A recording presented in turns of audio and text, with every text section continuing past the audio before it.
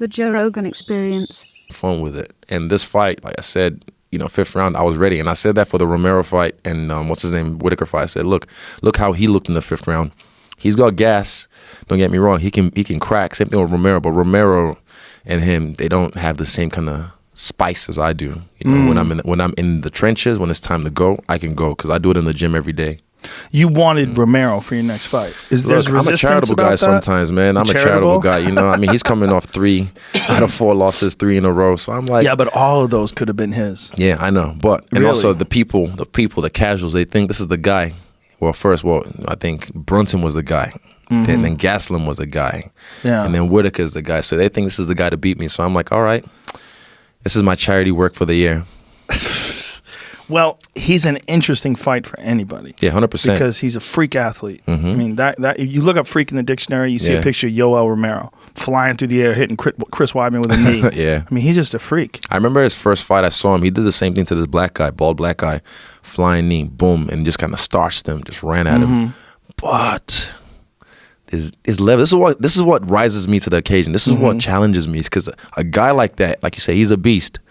Same thing with Robert. He's a beast. Yep. But there's levels to this. And if you can make that look easy, it just makes you look that like your status, legendary, GOAT, all that shit. That's what you want. Yeah. So you want to look nice, easy but this just looks UL. good. You know what I'm saying? But it's all about the challenges. Taking out Robert Whitaker in the 2nd round in his home country. Doing that to your Romero. Maybe not in Cuba. I don't know what the situation is like there. But like in Vegas, in a big arena, T-Mobile Arena, that would be fucking dope. Yeah. But Dana said, he's got to get a win first. The thing is, they don't know how to sell it, like, to the people.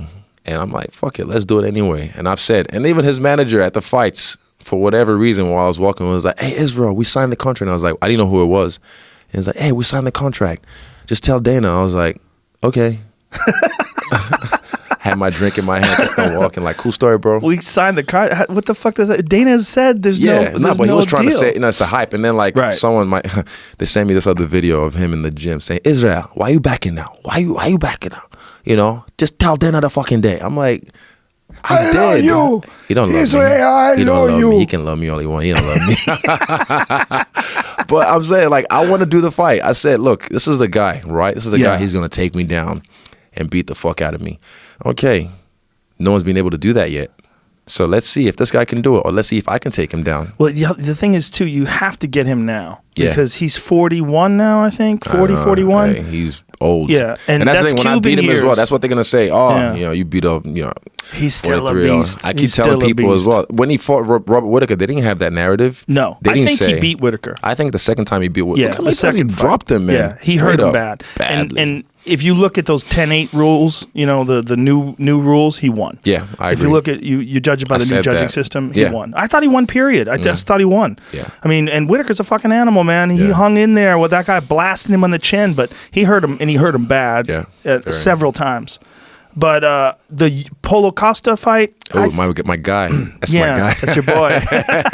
My favorite friend, leaving La Vida Costa. Let's go. I felt like that fight was legit. Either one could have got that title. I think I agreed with it when Costa won. I said, okay, I could see that. But if they gave it to Romero, I would be like, well, I could see that too. I think Costa won that fight. I'll give Costa, like I say, he just stole it. Just stole it. Yeah, I think that's the way to look at it. Also, the draw, when he dropped him in the first round, that really solidified it. And Romero was trying his best to come back, but just a step behind, in my eyes anyway. Yeah, but like you said, roll the dice sometimes.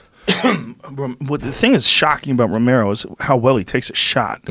There's a picture of Costa kicking him in the head that I put on Instagram where it looks like his soul is leaving his body. Like his eyes are rolling back in his head. That shin is wrapping around his head. His whole head is distorted. I think it's the traps. He didn't flinch. It's all those traps. Right? Yeah, it just holds his head in place, holds his brain in place. Like the stem just doesn't move. Well, he had a pretty severe neck injury. If you look at the back of his neck, he's got a giant scar up his neck where he had his discs fused. Look at that picture. Damn. What in the fuck, dude? That sent his face into the fucking black hole of another universe. Shit. I mean, that is full impact. That's even turn the hip on that. Yes, it's all in. Robert did one on him as well, but this is a lot cleaner, a lot nicer. God damn. I mean, he's taking giant shots.